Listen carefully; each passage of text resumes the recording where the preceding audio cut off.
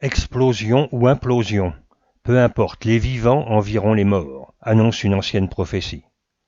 Ils vont triompher et réaliser leur plan démoniaque avant d'exploser ou imploser en nous entraînant dans leur chute. Qui ça, ils? Eh bien, ils ont plusieurs noms. Les satanistes, les lucifériens, les kabbalistes, les illuminati qui en réalité sont des sans-lumière, les lunaires, les chiens de garde de la matrice et plein d'autres noms alambiqués. Puisqu'il nous est impossible de quitter cette matrice maléfique sans passer par la case mort, en attendant ce passage obligé, changeons de paradigme. Prenons refuge à Pneumatica. Pneumatica, c'est le temple du pneuma, le souffle vital en grec, le prana des hindous, le ki des asiatiques. Pneuma, c'est l'art de respirer, l'art du souffle, le véhicule de l'esprit. C'est une énergie d'essence solaire, on peut l'imaginer comme de la brume, de la vapeur ou des nuages. En fait, le souffle n'a pas de forme sur laquelle s'identifier. C'est pourquoi l'ego le déteste tant, et fait tout pour que nous ne soyons pas conscients de notre respiration. Et amusant, il ne peut pas le supprimer sans causer la mort et disparaître lui aussi. La place du souffle, le pneuma, est centrale dans les trois dimensions de l'homme, corps, âme, esprit. Situé entre le corps énergétique et l'esprit éternel, la source, l'âme, du latin anima, donc, qui anime le corps par le souffle, le pneuma. Dans l'alchimie interne asiatique, ces composantes de l'humain sont appelées essence, jing, souffle, ki, et conscience, shen, et sont utilisées comme matériaux pour accéder à la source, le quatrième chaudron, le chaudron spirituel, situé au-dessus du crâne.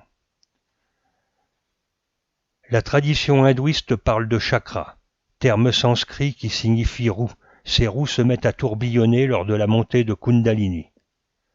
Quand le chakra du cœur situé au milieu de la poitrine s'éveille, on ressent un tourbillon et une sensation de vide très voluptueux. Quand la Kundalini atteint la tête, il survient un état d'illumination. Les yogis appellent ça l'éveil. On peut dire qu'il s'agit d'une enstase mystique. Mais l'intention de cette vidéo n'est pas de vous promettre l'éveil. Peu de gens, même des méditants assidus, en font l'expérience. Alors que des personnes ne pratiquant rien de spécial ont vécu un court moment d'éveil sans avoir rien demandé. On y reviendra. Non, on va simplement prendre conscience de notre respiration. En position allongée sur le dos, on écoute notre respiration. Écoutons l'agréable bruit de pompe pneumatique produit. On inspire l'énergie lumière contenue dans l'air pour qu'elle rajeunisse les cellules de notre corps. Puis on expire calmement et profondément. Les Chinois disent absorption du neuf et rejet du vieux. Note, l'inspiration doit se faire par le nez, bouche close, et l'expiration indifféremment par le nez ou la bouche. À l'inspire, nous sommes négatifs mais réceptifs. À l'expire, nous sommes positifs. Nous sommes émetteurs, nous sommes rayonnants. En général, l'expiration est toujours plus longue que l'inspiration. Remarquons que inspire, expire, respire, tous ces mots ont la même racine que le mot esprit, en latin spiritus, dérivé de spirare, souffler, qui signifie souffle, vent. Comme il est curieux de constater que tout notre univers fonctionne à partir de deux mouvements contraires, flux et reflux, inspiration, expiration, contraction, expansion, sommeil, veille. Note, nous ne parlerons pas de la position assise usuelle de méditation appelée posture du lotus en yoga. Aucun écrit ancien stipule que cette position est obligatoire pour atteindre le samadhi, l'éveil. Continuons dans cette position horizontale. Imaginez-vous allongé dans une barque sur une eau très calme. Les marins disent une mer d'huile. Laissez-vous bercer par le léger clapotis. Inspirez, expirez de plus en plus lentement. Si vous êtes bien relaxé, vous allez déglutir. Chaque mouvement de déglutition que vous ferez servira à approfondir votre état. Ralentissez votre respiration jusqu'à ne presque plus l'entendre. Transformez votre conscience en vacuité, en non-être. Contrôle et lâcher-prise sont les maîtres mots. Un minimum de contrôle au travers d'un lâcher-prise global afin de diriger lentement le souffle vers son extinction. Imaginez-vous dormir sur un matelas de nuages. Vous devenez de plus en plus léger, léger comme une plume, vous devenez immatériel.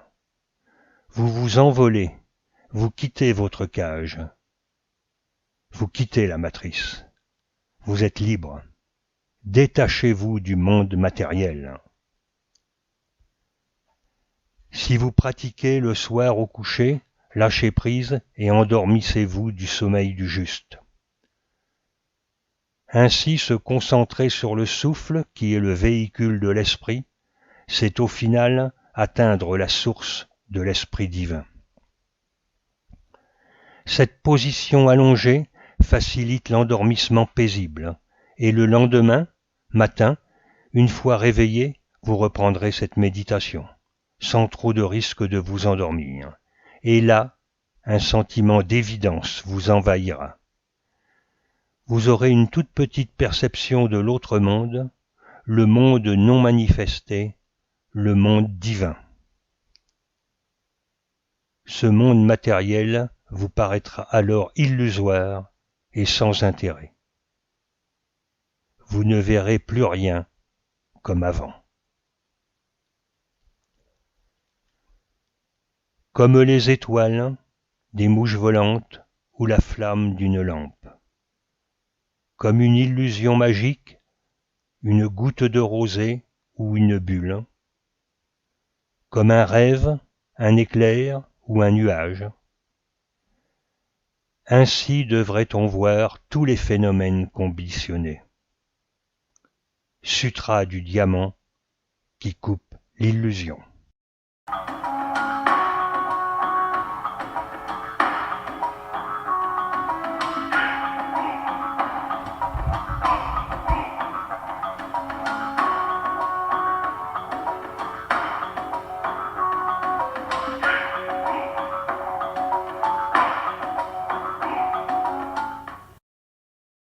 L'éveil s'obtient très rarement durant une séance de méditation. Un célèbre dramaturge obtint l'éveil derrière un pilier de cathédrale.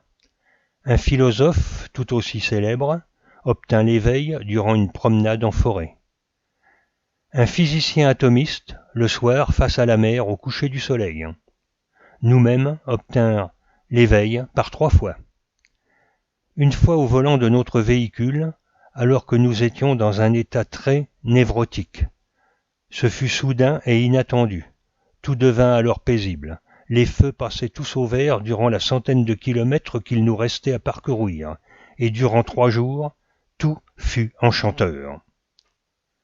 Et les 2 autres fois le matin au réveil, dont l'un avec une très forte illumination intérieure. Ce sont des événements inoubliables. Mais nous n'avons jamais connu un état modifié de conscience durant une séance de méditation.